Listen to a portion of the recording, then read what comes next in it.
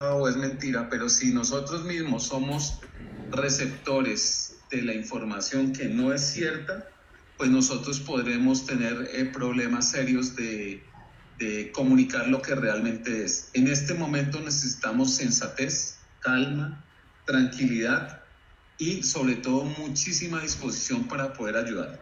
Les voy a hablar en 25 o 30 minutos una presentación y luego voy a estar dispuesto para sus preguntas. La historia de los coronavirus es una historia bien conocida. Es una historia que se remonta desde hace muchos años y se conocen los coronavirus. El coronavirus que está en los 4 primeros han causado resfriado común desde hace mucho tiempo. Y esos coronavirus seguramente muchos de nosotros hemos tenido y es un causante de resfriado. Los dos últimos, el SARS y el MERS, son realmente los importantes en esta historia porque hacen parte de esa historia que tenemos ahora, que es las pandemias. El SARS-CoV-1 es un síndrome respiratorio agudo que estuvo en la ciudad en la provincia de Guangdong, en China. Llegó algo así de 900 personas que habían fallecido y duró un año ese potencial pandémico y se hizo un adecuado control. Luego de eso apareció este agente, que es el agente MERS. Este agente MERS se relacionó con el manejo de camellos en el 2012, produciendo también, teniendo como origen los murciélagos, pero esta vez usando como intermediario los camellos, y produjeron ese potencial pandémico y el desarrollo de una enfermedad en Oriente Medio que causó varias muertes y fue necesaria una intervención, pero se logró controlar. Si ustedes ven en esta gráfica, lo primero es que esto es una zoonosis, que efectivamente en muchos, y sobre todo en este coronavirus, parece que el murciélago es responsable de portarlo. Sin embargo, hay un huésped intermedio. Alguna literatura, y aunque tiene algunas dudas, pero digamos que es hasta donde más certeza, habla de este animalito que se llama un pangolín. Y estos pangolins son utilizados en la medicina china, las escamas, para hacer algún tipo de brebajes o como ser de remedios, pues. Y estas escamas que son muy apetecidas por algunos mercados tradicionales hacen que ese comercio ilegal de estos animales pudieran ser los responsables de la neumonía y de lo que hoy vemos, pues que se ha convertido en una pandemia. Recuerden que el virus se llama SARS-CoV-2, el virus, y la enfermedad producida por ese virus es que se llama COVID-19. Entonces es muy importante que tengamos en cuenta que son no dos entidades distintas, sino una es la enfermedad y otra es el agente etiológico. Este es un cuadro que es, creo que el más actualizado, creo que es en esta mañana, en donde pues vemos la progresión de la pandemia, que es supremamente, los números ya son cada vez más escandalosos, en donde ya superan los 367,000 personas enfermas, de las cuales hay 16,000 muertes, y también es una noticia que hay que rescatar, hay 100,000 personas totalmente recuperadas. Pero miren los datos de mortalidad que están en Italia. En Italia es el doble de lo que está pasando en China. Es una cosa absolutamente desproporcionada y desbordada, porque ellos han tenido en este momento 63,000 casos y el doble de muertes. Luego, si ellos no logran hacer un control efectivo, es impresionante el número de personas que pudieran tener un deceso. En tercer lugar, está con un número mucho menor de casos detectados, de 33,000. Ya hay 2,200 muertos en España, lo cual habla de una progresión de cerca de 100 a 150 pacientes diarios, y en Italia cerca de 600, 650 pacientes diarios, que son números absolutamente escandalosos. Que se mueran 650 personas en un día, pues es una cifra escalofriante. Hay otros países que si bien tienen reportado un número de casos importante, pues la mortalidad no es tan alta. Eso puede ser debido a efectivos controles o puede ser también, como se considera en alguna literatura, algo de subregistro en algunas latitudes. Miren lo que está pasando actualmente en Estados Unidos, donde la última semana el número de casos positivos es una cosa increíble lo que está pasando, y muy seguramente las acciones tardías de diagnóstico sean responsables de ello. El cuadro clínico corresponde a una infección viral, los síntomas respiratorios que son altos, estos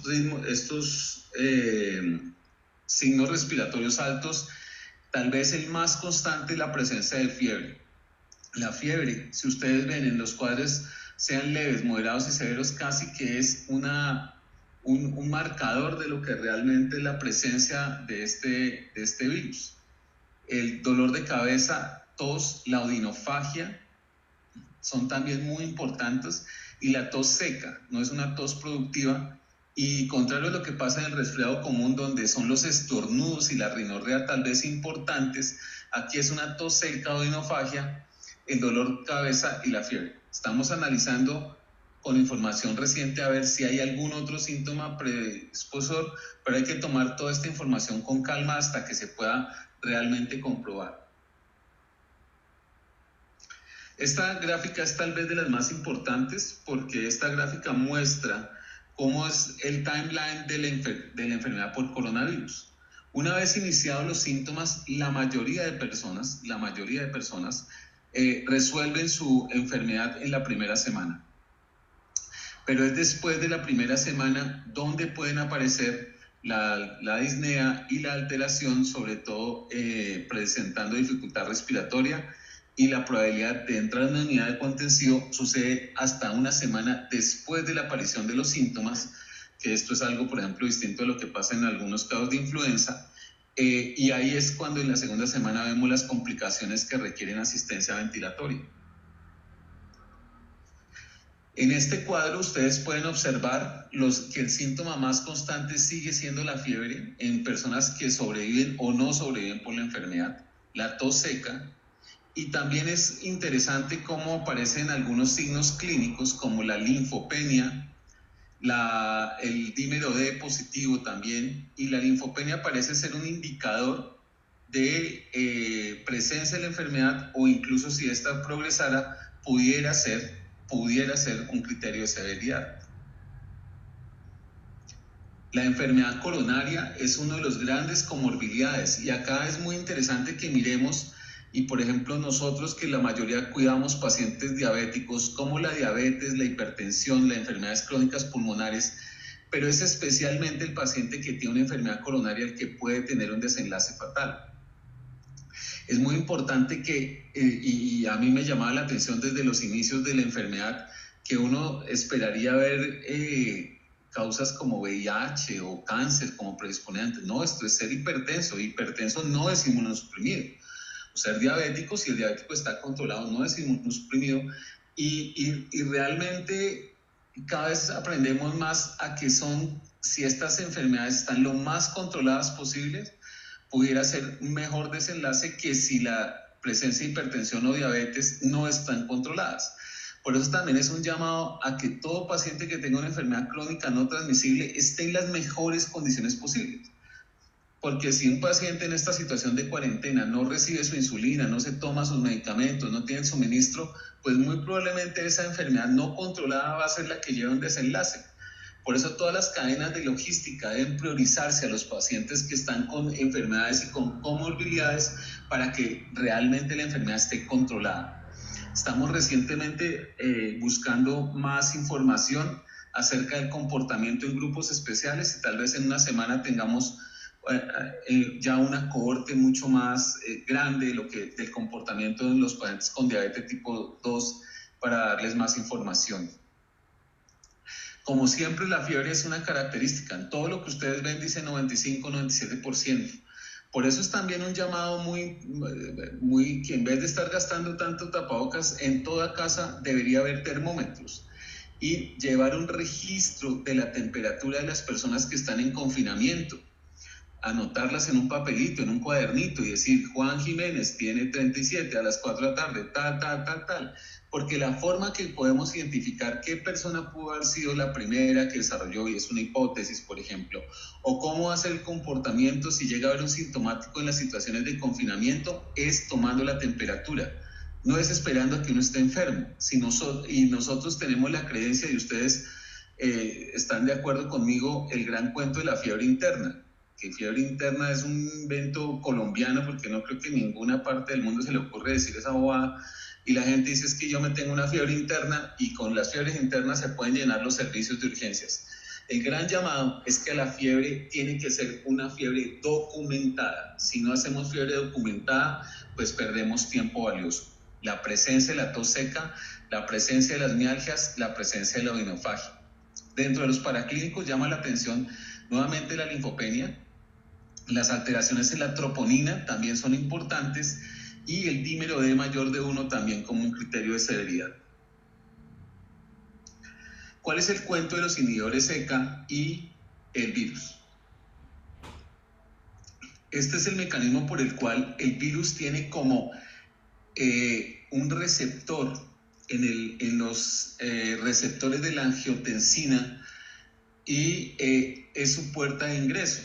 La información que hay, si cambiar o no, o si es mejor o no, es una información que no tiene hasta ahora ninguna validez. No quiere decir que no la pueda tener una validez en 1 o 2 meses, pero hemos pedido demasiadas respuestas certeras con una enfermedad que tiene 2 meses, y todavía no tenemos respuestas certeras a enfermedades que llevan años. Y con la esperanza de tener una solución o alguna cosa, estamos a veces consumiendo información sin filtro y tomando decisiones que probablemente hoy, con la evidencia que tenemos, no sea la conducta correcta. No puede ser que sea mañana distinto, pero por ahora no la tenemos, y la Sociedad Colombiana de Cardiología se expresó al respecto. Les sugiero siempre consultar las páginas oficiales de las sociedades científicas, porque son ellas las que reúnen la ciencia y la mejor evidencia disponible. No hay que ponerse a leer las sociedades científicas de otro lado, porque tenemos todas las que son competentes. Conozco casi a todas las personas que lo representan, y tengo la confianza absoluta y completa de que ellos tienen trabajo y la suficiente soporte científico, mucho más que cualquiera de nosotros, para poder darles las directrices. Y esta confianza hacia las sociedades científicas es solamente consultándola a ellas y no cuestionándola con informaciones que vienen por cadenas de WhatsApp o por imágenes sin que tengan un filtro adecuado de la evidencia. Tenemos que ser sensatos, prudentes. No quiere decir que las cosas no puedan cambiar de un día a otro, pero no podemos nosotros cambiar de un día a otro y poder perjudicar en vez de ayudar. Otro punto que es muy importante es la presencia del coronavirus y su transmisibilidad. Ya es conocido lo que se llama el R0, que es la capacidad de contagio de los virus. Que, por ejemplo, un virus como el sarampión, que es un virus muy pequeñito, es capaz de avisarse en el ambiente, y por eso su R0 es de 12 o 18. Quiere decir que una persona es capaz de infectar hasta 18 personas. Otras cosas, como lo que pasa con el polio o la viruela, es semejante, porque son de 5 a 7 personas. Estos coronavirus son virus relativamente grandes. Por eso se transmiten por gotitas. Al transmitirse por gotitas, es esa sustancia, es esa cercanía a menos de 2 metros la que hace realmente un riesgo. Y es importante también tener en cuenta que la transmisibilidad puede ser de 1,4 a 2,5 personas, a menos de 2 metros, y según la información de la OMS, debería ser por 15 minutos de exposición.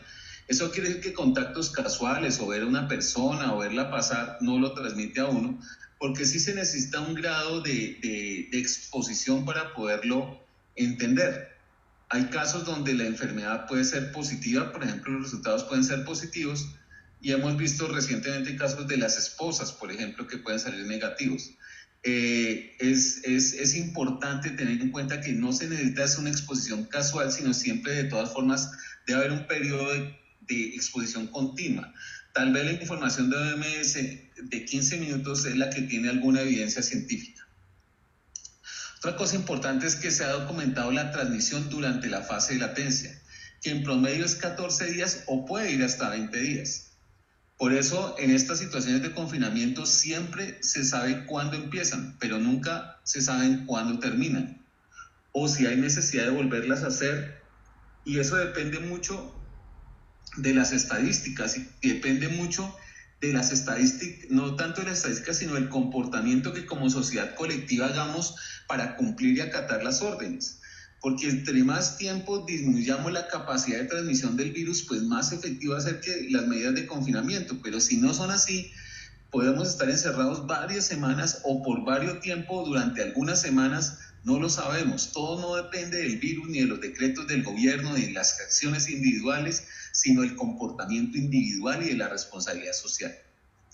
Nosotros estamos enfrentados a un virus que se transmite de 1 a 2 días antes de tener síntomas, que se puede transmitir en promedio 14 días, que se puede transmitir durante todo el fenómeno de latencia y que además de eso se puede transmitir en personas asintomáticas. Es algo complejo y por eso merece todo nuestro estudio y atención. Incluso puede haber transmisión orofecal, aunque esta es un fenómeno descrito previamente en otros agentes coronavirus, se ha encontrado y por eso algunos pacientes pueden tener fenómenos gastrointestinales. Eso no es de extrañarse.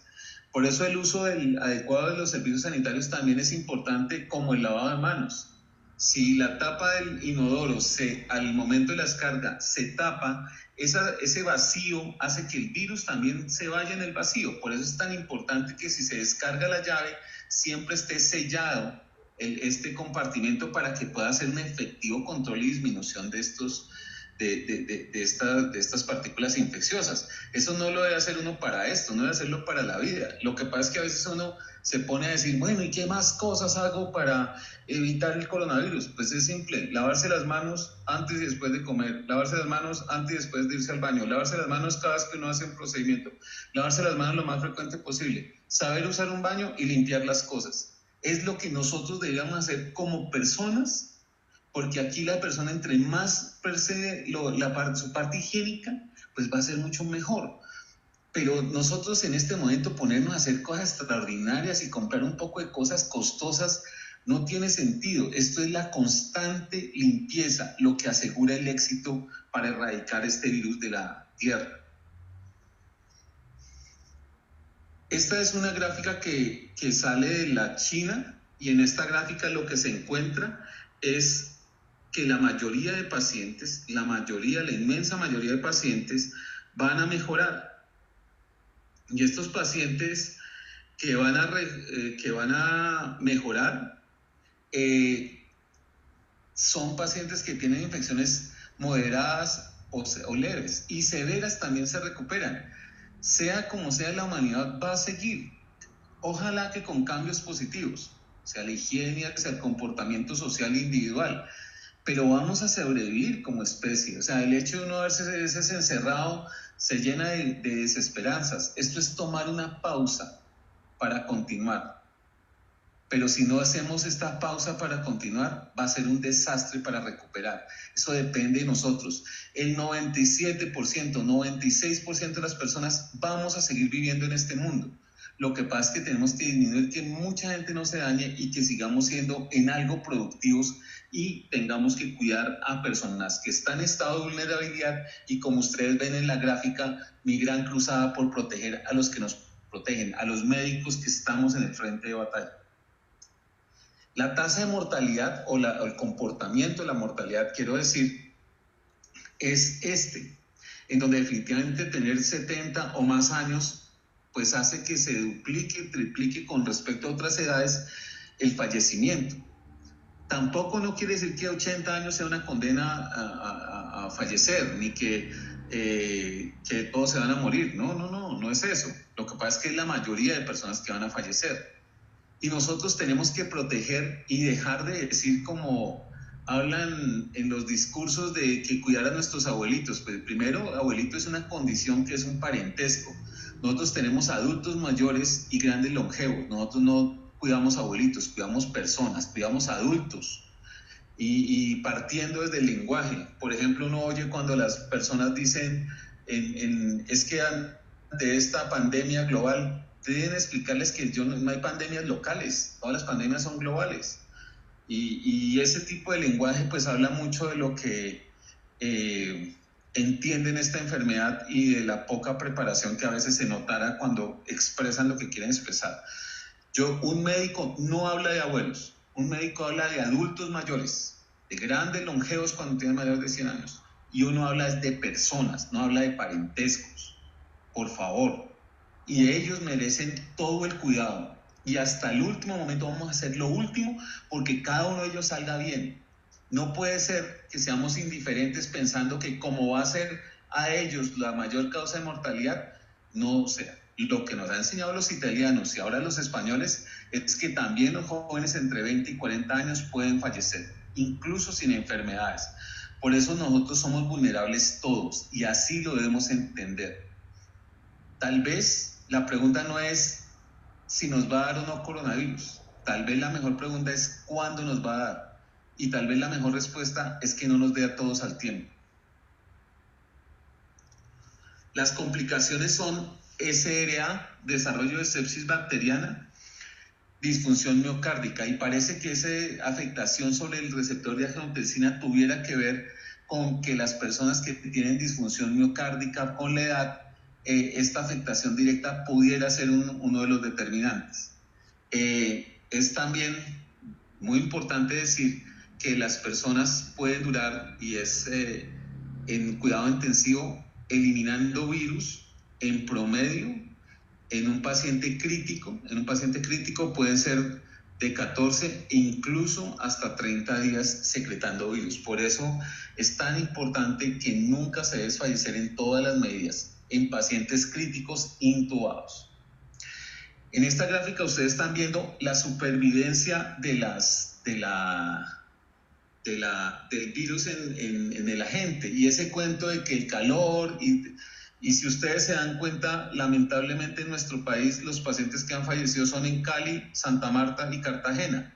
Para que uno de una vez se quite ese mito y esa preguntadera que me han hecho perder tiempo, que si el calor tiene algo que ver. No, el calor tiene que ver es con las superficies. Es distinto si usted tiene un teclado del computador en su casa que puede estar a 20 grados, suponiendo, ahí puede sobrevivir hasta 9 días. Pero si ese teclado de computador lo saca a la mitad de la playa a 40 grados, pues probablemente no viva sino horas o tal vez un día, qué sé yo. El calor tiene que ver es con la superficie, no con la situación climática. Ojalá que sea así, ojalá que se inactive mucho más con el calor, pero por ejemplo en Colombia vamos a entrar a la época de lluvias, no a la época de verano. Y yo sí pienso que debe ser mejor que entremos en la página de lluvias, por el pico respiratorio, pues es un factor de confusión, pero no me imagino a todos en nuestro hogar consumiendo luz y agua en periodos de sequía, y el racionamiento podría ser una consecuencia gravísima. Nadie sabe qué es bueno, qué es malo. Lo que sí quiero que ustedes tengan claro es que ese virus sobrevive de 2 a 9 días si no limpia las superficies. Si usted en su casa tiene cosas que sobran, sáquelas o límpielas. Su hogar tiene que ser un santuario de limpieza, como debe ser su sitio de trabajo o como debería ser todo en la vida. Y si usted está limpio, seco, no se necesita comprar ningún tipo de marcas costosas, agua y un poquito de alcohol para los teclados, agüita con jabón desinfectante cualquiera, con hipoclorito, sin hipoclorito, con cualquier cosa. Pero desinfecten, por favor, limpien. La limpieza de esto no es asustarse si dura 9 días, es que si usted le echa trapo a una superficie, dura 20 segundos el bendito virus. El virus es por eso es que los solventes, como los jabones, lo matan siempre. Eso es lo que pasa también con el VIH. El hipoclorito por eso es tan efectivo, el agua, el jabón. El jabón es el solvente de esa grasa y lo elimina completamente. Por eso el agua, el jabón, el alcohol, el hipoclorito, todo este tipo de cosas, todas, doctores, todas matan el virus. El problema es cuando no se aplican. Ese es el problema. El mejor, no hay ninguna marca. El peor es el que no se usa. Y por favor, dejemos de pensar que porque es caliente no va a haber virus. Eso es una bobada. ¿Qué ha pasado en Colombia? En Colombia se ha hecho todo, pero pues esto creo que son los últimos casos. Falta el reporte de la noche. Pero pues lo que nosotros estamos viendo es que que las situaciones en Colombia son esperadas. Es decir, nosotros no era que no íbamos a tener casos. Yo no sé en dónde estaba ese inconsciente colectivo y llevo 4 semanas sin dormir exponiendo hasta mi familia, exponiendo para que me hagan memes, para que se burlen de mí, y he salido por todo lado a decirles, por Dios, eso no es una cosa de China, es de todos. Y nosotros todos debemos haber actuado. Aquí no es responsabilizar a B o C, acá todos fuimos responsables. Debimos ser mucho más y podemos hacer mucho más. Los casos van a aumentar y en la próxima semana van a aumentar más casos, y en la medida que podamos hacer más diagnósticos, más casos podemos ver. Lo mejor que nos puede pasar es que tengamos más casos, porque si tenemos más casos podemos confinar efectivamente a las personas que pueden transmitirlo y eso reducir la mortalidad. Por eso no hay que asustarse con el número de casos que va a ser crecientes, sino tenemos que cómo responder a ese número de casos. Nosotros, este número va a aumentar todos los días por un tiempo, no sé cuánto, tal vez unas semanas, no sé, esperemos a ver. Aquí hay un manejo, acá hay unos criterios 1, 2, 3, 4, 5, esos criterios los puede consultar a la página del Ministerio de Salud. Yo no entiendo por qué la gente me sigue preguntando, ¿y dónde busco esa información? Se nota que tan poco profesionales somos que no entramos ni siquiera a la página del Ministerio de Salud, pero sí entra uno a ver el tiempo y Facebook y yo no sé qué cosas, y no vemos lo que es espectacular, con unas piezas gráficas increíbles, con todo muy bien hecho.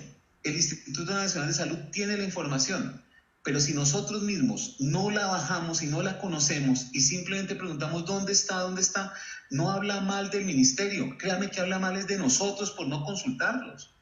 Esa información está disponible y está para leerla. Pero por Dios, dejen ya de pedir cosas y léanlas las que hay. Porque si no hacemos así, no vamos a mejorar. Nosotros hemos sido una sociedad completamente demandante. Quiero que me hagan tal cosa. Y siempre lo he dicho, cometer errores es de humanos, pero echarle la culpa a otro es más humano todavía y creo que más colombiano todavía. Nosotros siempre queremos buscar los responsables afuera, que el ministerio no ha hecho, que el instituto no ha hecho, pero usted qué ha hecho si ni siquiera consulta, ni siquiera sabe qué es lo que hay que hacer, y está en los gráficos, cómo es el criterio de hospitalización, cómo se informa, cuándo se toma el hisopado, si es nasofaringio, si es orofaringio, cuáles son las fichas, tenemos todo, pero tenemos que consultarlo. Creo que ahora con este facilismo del WhatsApp, lo que uno no quiere saber, entonces en la comida de su cama, llamemos a un infectólogo, a ver, hermanito, qué pena con usted que está tan ocupado, pues usted sabe cómo es que se maja, carajo, habiendo tanta información tan valiosa y nosotros en ese facilismo. ¿Cuál es la estrategia de ahora? Nosotros ya estamos en esa fase de aplanación y ya prácticamente llegando a la fase de mitigación, pero nosotros tenemos que hacer todo lo posible porque estamos en la fase expansiva, en la fase de aceleración, que es esa fase donde está esa curva creciendo. Todo esto que se ha hablado de aplanar la curva no es nada más que un esfuerzo grande para desacelerar el número, es desacelerarlo. ¿Quién sabe si se va a evitar mayor número de enfermos? Es desacelerarlo.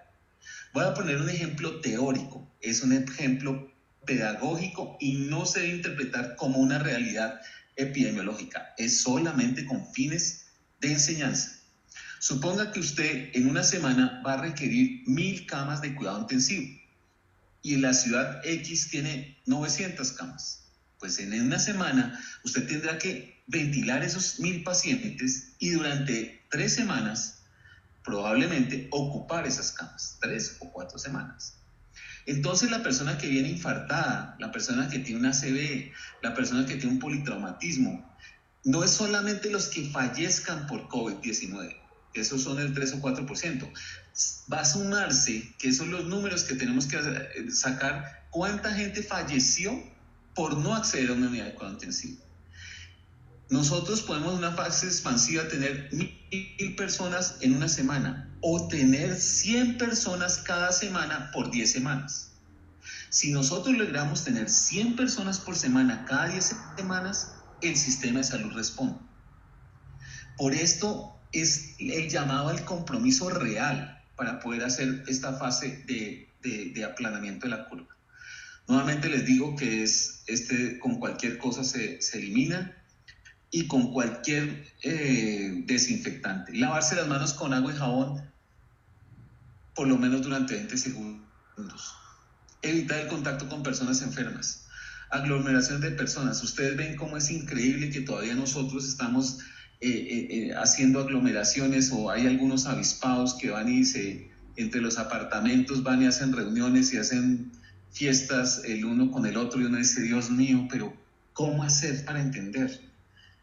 Tal vez esta enfermedad nos ha hecho entender, y yo lo escribí por ahí en Twitter, en las redes sociales, ya no me acuerdo dónde. Dije, mire, esta enfermedad va a entrar al mundo por los estratos 5 y 6, que son los que viajan de Europa. Se va a diseminar por los estratos 3 y 4, que son las fuerzas laborales. No van a tener diagnósticos la 1 y 2 por falta de acceso, pero se van a morir el 1, el 2, el 3, el 4, el 5 y el 6. No tengan duda de eso. Aquí somos susceptibles todos de tener la enfermedad o de complicarnos. Y una demostración más que el dinero no inmuniza a nadie, ni el poder es vacuna para nada. Por eso, volver a lavarse las manos con agua y jabón durante por lo menos 20 segundos. Usar desinfectantes a base de alcohol. Usar tapabocas solo si tiene síntomas respiratorios. Es un recurso que se está agotando y es necesario para la fase de contención y mitigación. Después de eso va a ser un adorno si no hacemos las vainas bien. Teletrabajo, horarios flexibles, evitar aglomeraciones, tener menor concentración de trabajadores. Hay cada vez más directrices del Ministerio de Trabajo, que se las invito a que lean, del Ministerio de Salud, de la Presidencia de la República. Todo el mundo ha sacado las directrices acerca de nuestro comportamiento laboral y social. Es adoptar esas, no inventarse otras, no decir es que yo no tengo claro, es que a mí no me han dicho. No, hombre, porque podemos ir a consultar y poder ver cómo las adaptamos. Yo quiero llamarlos a que dejemos de pensar que las cosas se van a solucionar por un decreto o que alguien nos va a tener la solución. Si nosotros responsabilizamos a los individuos, si no nos responsabilizamos como sociedad, no vamos a sacar nada. La intervención no farmacéutica, que se llama distancia social, baja el R0 de 3.25, 2.85 a 0.33, que es lo que demostró Singapur. Eso quiere decir que si las medidas en la casa, en el colegio, en el trabajo, en el comportamiento social son buenas, debemos hacerlo. Nosotros tenemos que hacer todo lo posible porque eso sea realidad. Hay cosas que no pueden ser realidad. ¿Cómo se va a hacer un control postnatal por correo electrónico? ¿Cómo voy a hacer una cirugía de un trauma ocular por videoconferencia? Hombre, pues de eso no se trata. Pero hay tantas cosas que podemos solucionar que realmente es un llamado que yo les hago. Aquí están las propuestas de manejo. En estos días, hoy o mañana, salen la posición de la Organización Mundial de la Salud y de la Asociación Colombiana de Infectología acerca del uso de los medicamentos. Conocemos que hay medicamentos, es una alternativa, pero no la locura de salir a comprar y automedicarse. Estos medicamentos producen cardiotoxicidad. Y si usted potencia la cardiotoxicidad en un paciente crítico que tiene, además de su hipertensión y diabetes, y puede tener una enfermedad coronaria, realmente este medicamento puede negativizar el virus, pero también no morirse de COVID, sino morirse por interacciones medicamentosas. Aquí es donde es un médico el que debe liderar las cosas. Aquí es donde es un médico el que debe estudiar qué es el QT. Aquí es un médico donde debe saber interpretar el QT y saber qué medicamentos corre el QT. Pero si nos quedamos pasivamente debajo de la mesa a ver si alguien nos dice qué es lo que tenemos que hacer, no lo vamos a lograr. Les recomiendo que mañana estén atentos a las guías de la Asociación Colombiana de Infectología, que van a tener la información sobre cuándo y cómo usar este tipo de medicamentos. Voy a terminar mi charla diciendo, yo fui por mucho tiempo enemigo de las redes sociales. Me parecía que uno perdía el tiempo y yo veía que los residentes se la pasaban viendo esa vaina y no estudiaban nada. Ahora veo que no son los residentes. Cada vez me convenzo es que es toda la población médica. Por eso decidimos hablar una página que se llama InfectoWeb. Está en Twitter, está en Facebook, está en Instagram, está en YouTube. Esta que se llama InfectoWeb, ese es el logo porque tenemos algunas personas que nos están tratando de piratear la cosa. También tenemos una aplicación que usted la puede descargar gratis por Google Play o por Amazon, perdón, Google Play y por el App Store. Y ahí tenemos montados 5 videos. Estos videos son uno de cómo lavarse las manos, cómo ponerse una máscara N95, cómo ponerse un tapabocas, cómo ponerse el traje de bioseguridad, creo que se lo estamos montando hoy, y cómo usar el alcohol glicerinado. Son videos cortos con la mejor tecnología que tenemos. Mire, eso he invertido todo mi dinero para tratar de que la gente entienda que esta vaina es en serio y que si nosotros tenemos que hacer las series para que descarguen eso y que sea viral un lavado de manos y que no sean virales las inadecuadas muestras, y no entiendo cómo un médico está bromeando cuando puede ser el papá de uno que puede fallecer. Voy a dejar aquí mi presentación para mirar de la cosa. Voy a ver algunas preguntas. Con respecto a lo de los antihipertensivos, creo que lo dije claramente, que hay que consultar la posición de la Asociación Colombiana de Cardiología. Las mascarillas de calle pensando que estamos potencialmente infectados. Ese uso de los tapabocas, qué cosa tan desastrosa, Dios santo, Dios santo. Qué lucha. Primero porque he visto personas en los aeropuertos médicos con una máscara de 95 haciendo el check-in, sabiendo que se me va a morir un intensivista por falta de esa vaina, hermano. Sean serios, nosotros no podemos andar tapabocas si no tenemos síntomas respiratorios. En los ámbitos de consulta externa, diríjase por favor a su EPS y ellos tienen ya directrices claras de cuándo usarlo, cómo usarlo, y cada uno de los centros tienen cómo hacerlo. No han podido ingresar, creo que hablé solo porque no he podido ingresar, no he podido ingresar. ¿Se escucha bien? ¿No se escucha? ¿Tienen alguna pregunta que les pueda resolver?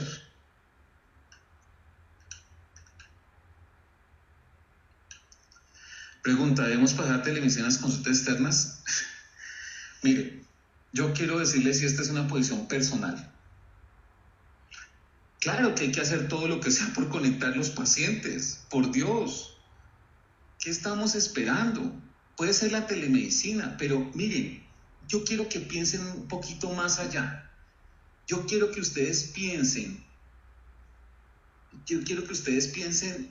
ya, como médicos. Cuando ustedes juraron ser médicos, dar soluciones, pero no ser problemas. Ustedes juraron servir a la gente. Los elementos de telemedicina, usarlos cuando sea posible, es correcto. Pero yo también hago un llamado a que hagamos algo más. Llamar a un paciente, por ejemplo, ¿qué estoy haciendo o qué he visto que hacen? Que hay esfuerzos increíbles. La Universidad Javeriana está haciendo algo muy bonito, por ejemplo, con San Ignacio. Crearon espacios virtuales, porque a veces no se necesita medicina, sino, por ejemplo, un señor angustiado en la casa porque le salió el colesterol en 260. Y entonces la persona se está tomando el medicamento y dice, no, con estos 200 me va a dar un infarto, y se va a urgencias. Y si recibiera una llamada de alguien que le dijera, oiga, ¿es en serio esas preguntas? ¿Sí, son médicos los que están allá? No parece. No, preguntas profesionales y basadas en la evidencia, no chismes de Facebook, por favor. Sean serios. Ustedes son médicos. A mí me hacen me hacen preguntas médicas, por favor. Estamos en una pandemia. Nosotros tenemos que propender por toda la conectividad que se pueda con los pacientes. Yo los invito a que llamen, a que se comuniquen con los pacientes, al vecino. Por ejemplo, gestionar una base de datos y decirle, mandar un correo, mire, yo soy Juan Jiménez y yo soy cardiólogo, patólogo, qué sé yo, oftalmólogo, torrino, médico general, médico familiar. Por favor, consúlteme si tiene alguna duda de laboratorios, y solamente un correo electrónico le ayuda a las personas. Pero no pensemos ya más egoístamente qué es lo que va a hacer la IPS o la EPS. No, es usted cómo se va a comportar ante una pandemia. ¿Cómo usted como médico va a componerse en una pandemia? Mirando que le van a poner o que si no le van a poner. O usted puede llamar a la gente y decirle que por favor se tranquilice. Porque cuando la gente no encuentra una solución, se va a urgencias. Y vamos a colapsar los sistemas de urgencias. Esta es una posición personal, pero yo no puedo creer que un médico en la mitad de una pandemia esté en su casa viendo películas. Yo no creo que un médico en una pandemia esté debajo de la mesa del comedor esperando a que durante 14 días esté encerrado y que al día 15 todo desapareció. A mí me gustaría ese médico que llamara, que estuviera atendiendo pacientes, que estuviera siendo solidario, que nosotros tuviéramos la resiliencia y la capacidad de solidaridad de actuar como médicos y no como empleados,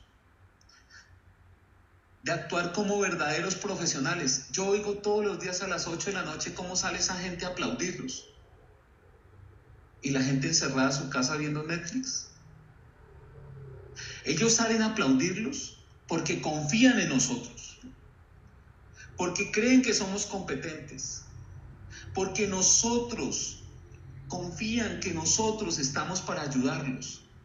Hoy un médico no puede estar en su casa, y si está en su casa está trabajando, como estamos trabajando muchos, y los dermatólogos están haciendo telemedicina y están mandando correos, y los cardiólogos también, y los médicos generales, porque nosotros tenemos que salir a decirle a la gente, estamos con ellos, porque hay mucha gente que va a estar en las unidades de cuidado intensivo trabajando. Probablemente después nos toque a nosotros, pero ahora podemos ayudarle a la gente.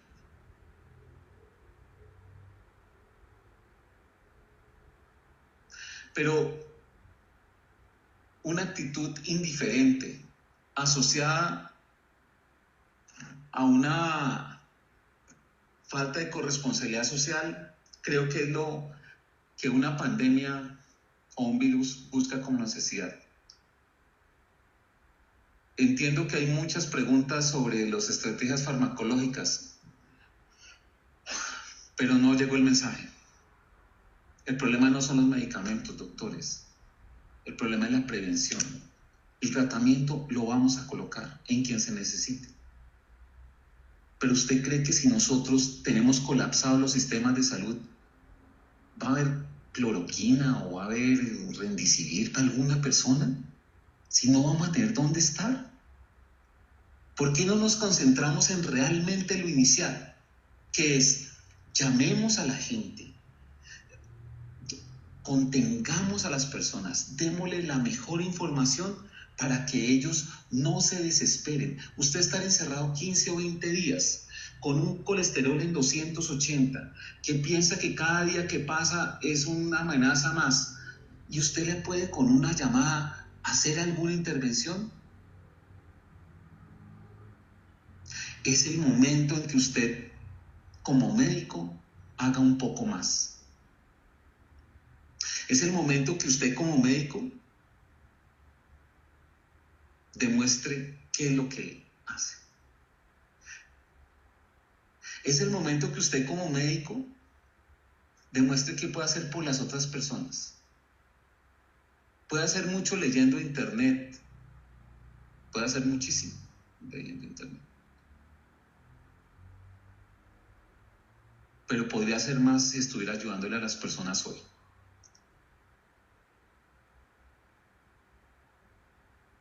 Al doctor Medina no le parece académica mi actitud. Me da pena, doctor, pero dígame si lo que digo es mentira. Que nosotros tenemos que salir como médicos a actuar. He dado la información académica y la información de la Asociación Colombiana de Infectología. Mañana va a hablar sobre las normas. Pero nosotros, y los invito a que todos salgamos a atender a los pacientes, a que ojalá demos a las personas la necesidad de contener las cosas, donde aprendamos a deponer nuestros egos para poder ayudar a la sociedad. La situación epidemiológica en nuestro país, ojalá todo sea exageración y que no pase nada. Ojalá que estemos 14 días en nuestras casas y no pasa nada. Pero pues ojalá ustedes también tengan la responsabilidad social. Con respecto a la pregunta de hidroxicloroquina y citromicina, las guías colombianas de infectología van a pronunciarse con eso respecto a mañana, en cuándo sería indicado su uso. En cuanto al uso de Remdesivir es un medicamento que está en estudios clínicos. En este momento hay 11 estudios clínicos. El jueves salen los primeros resultados. Parecen muy prometedores, lo mismo que Actenra, lo mismo que se está haciendo con Anakinra, lo mismo que se están haciendo los estudios. Todos están en las cosas de la cosa.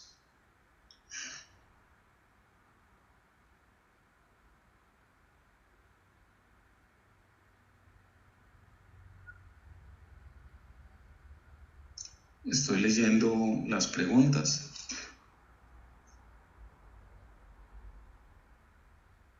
No.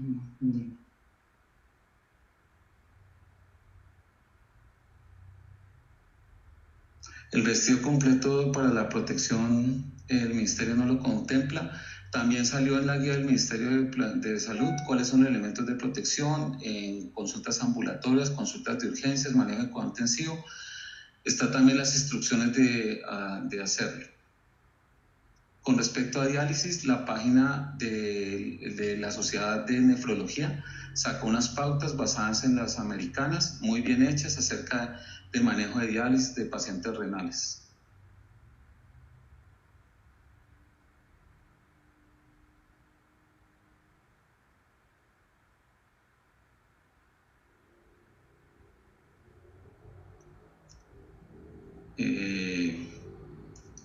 Lamento, pues bien hechas acerca de manejo de diálisis de pacientes renales.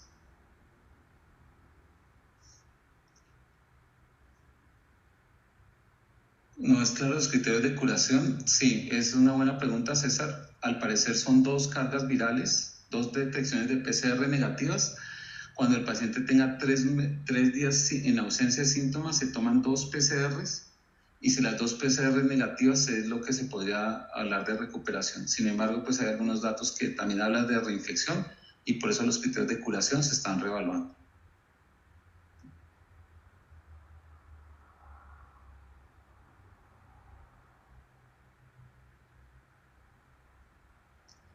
Estoy esperando las preguntas.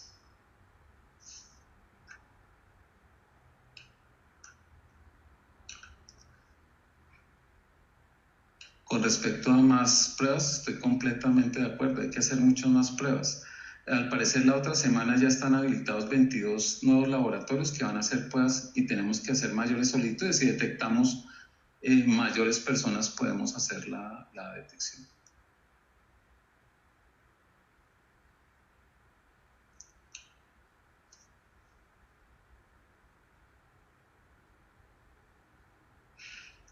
Como con respecto a la respuesta a la pregunta acerca de los inhibidores de ECA, la información que han dado las sociedades científicas de cardiología es que no hay información suficiente para tomar una conducta. Los pacientes con enfermedad coronaria establecida, al parecer es con la reserva miocárdica al presentar el SRA, que pudiera ser un factor determinante para el desenlace fatal.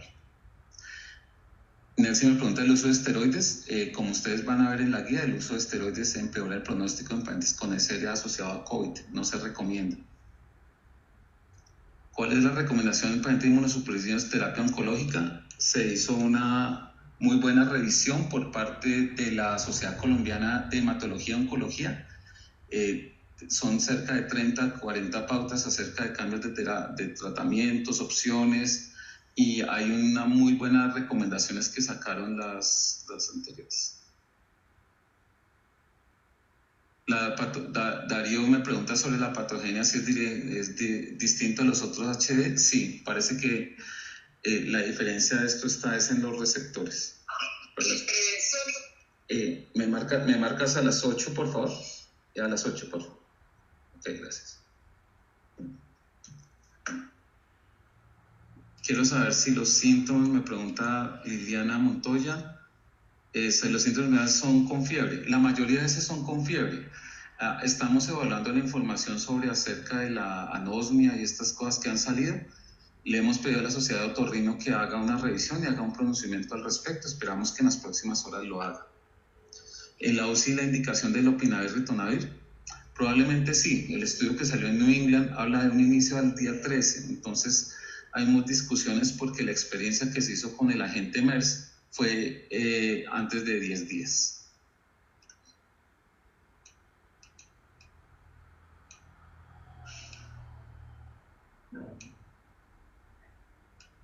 El uso de cloroquina, hidroxicloroquina, citromicina, la Sociedad Colombiana de Infectología se va a pronunciar en las próximas horas acerca de las cosas. Las ecografías obstétricas deben seguir, sí, claro. Digamos que los procedimientos que se puedan hacer, se podrían hacer siempre y cuando sean personas que no tengan ausencia de síntomas gripales, se haga el adecuado lavado de manos, se utilice una protección que puede ser no necesariamente una máscara de 95, sino convencional.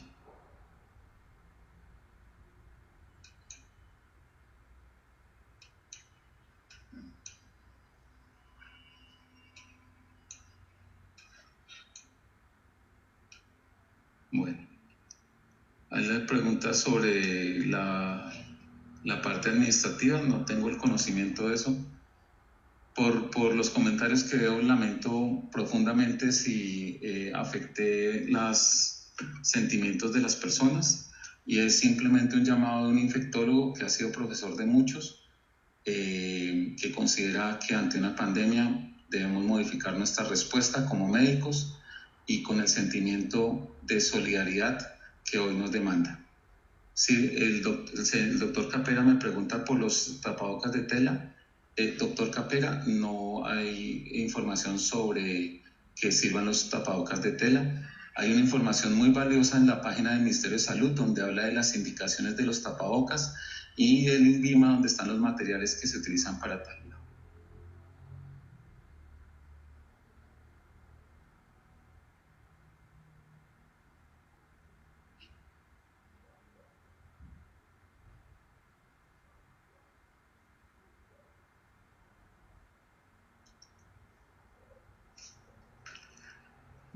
Tengo 4 minutos para atender más preguntas. Es muy probable que en este tiempo de cuarentena todos los servicios de consulta externa se tengan que replantear. Hay unas directrices del Ministerio de Salud que están aplicando las EPS y yo espero, porque pues son el conducto regular, yo no trabajo para EPS ni para el gobierno, sobre acerca de qué personas hacer la cosa.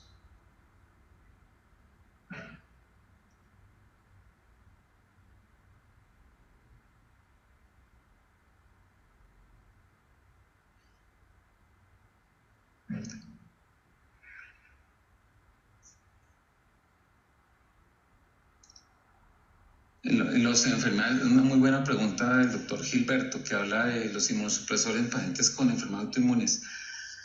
Hay que evaluar de mano del médico tratante, sobre todo el reumatólogo, la necesidad, por ejemplo, de utilizar alternativas de tratamiento o suspender algunos biológicos durante el periodo de la crisis. Durante el periodo de pandemia, pues nosotros tenemos que tener por ejemplo, medicamentos de larga estancia, como rituximab, probablemente que frena 6 meses la producción de anticuerpos, y hay alguna alternativa, pues probablemente sería una opción. Esta me parece, muchas gracias, Jacobo, qué buena pregunta. ¿La definición operativa de caso puede variar en las fases de la pandemia? Sí, claro. pues ha variado esta semana 3 veces, ¿no? Antes teníamos 3 criterios, ahora tenemos 5. Y muy probablemente va a cambiar de la zona. La Asociación Colombiana de Infectología tiene una página que es acin.org, minsalud.gov.com, ins.gov.co. Y la Secretaría de Salud de Bogotá, ssb.gov.co, también tiene muy buena información al respecto. Sí, Lina, hablaba que en el New England publican el estudio de la opinión de ritonavir, pero en el estudio iniciaron al día 13, y ellos mismos plantean en esto que sí, que los estudios que han hecho con Mercer eran un inicio más temprano, entonces probablemente es muy claro en decir que es una recomendación. Si se inicia tardío realmente no puede haber beneficio, pero también mañana en las páginas de la Asociación Colombiana de Infectología, en las guías, se pueden orientar. Recuerden que este virus se sabe mucho, pero todavía falta muy poco por saber. Solamente llevamos 2 meses y medio y todavía no sabemos la cosa. No podemos tener todas las respuestas. Tengo un compromiso con unos médicos de fuera de Bogotá, los cuales estoy asesorando, a las 8 de la noche, entonces les ruego nuevamente, con mi forma de expresarme y si hubo comentarios que se sientan inapropiados, lamento profundamente. Es mi forma de ser y mi forma de enfrentar una pandemia. La información la pueden consultar de COVID en todas las páginas de internet. Está disponible. Acuérdense que New England Journal abrió todas las páginas, JAMA también abrió, Lancet también abrió. Todas las revistas, absolutamente todas las revistas científicas están abiertas hoy sin ningún costo para bajar los medicamentos. Les agradezco muchísimo, son las 8 de la noche. Veo muchísimos de mis alumnos, a todos los leí, los quiero mucho y para adelante. Personas como ustedes son las personas valiosas para este país. Y médicos como ustedes me hacen sentir muy orgulloso de poder enfrentar la pandemia. Y lo seguiré haciendo, seguiré luchando con mis errores, con mis virtudes, pero con una voluntad